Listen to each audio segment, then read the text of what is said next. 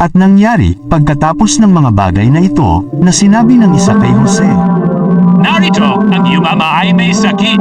at kanyang ipinagsama ang kanyang dalawang anak, si Manases at si Ephraim. At may nagsaysay kay Jacob, at nagsabi, Narito, pinaparituhan ka ng anak mong si Jose. at si Israel ay nagpakalakas at umupo sa higaan.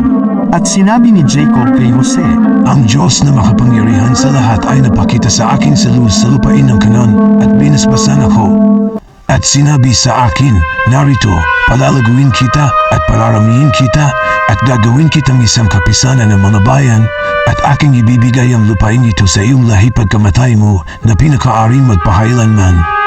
At ang iyong mga dalawang anak na ipinanganak sa iyo sa lupain ng Ehipto bago ako naparito sa iyo sa Ehipto ay akin, si Ephraim at si Manases, gaya ni Ruben at ni Simeon ay magiging akin. At ang iyong mga anak na iyong mga naging anak na sumunod sa kanila ay magiging iyo, sila'y tatawagan ayon sa pangalan ng kanilang mga kapatid sa kanilang mana. At tungkol sa akin, nang ako'y dumating mula sa Padan, si Raquel ay namatay sa akin sa lupain ng Kanan sa daan, nang kulang pa ng kaunti upang dumating sa Ephrata, at aking inilibing siya roon sa daan ng Ephrata, na siya ring Bethlehem.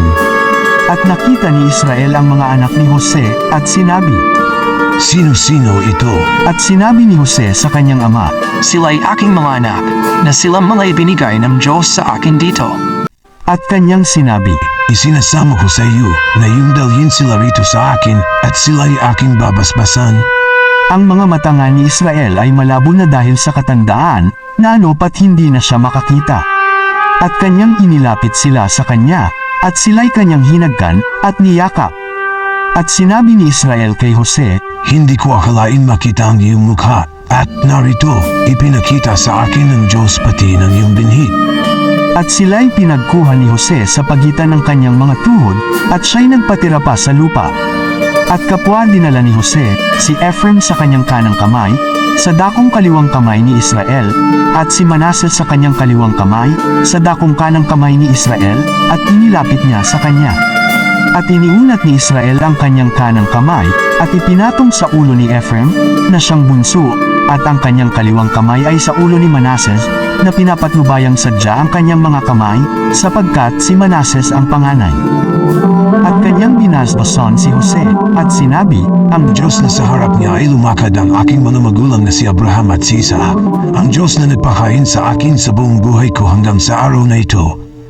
Ang anghel na tumubos sa akin sa buong kasamaan ay siya no ang magpalas sa mga batang ito.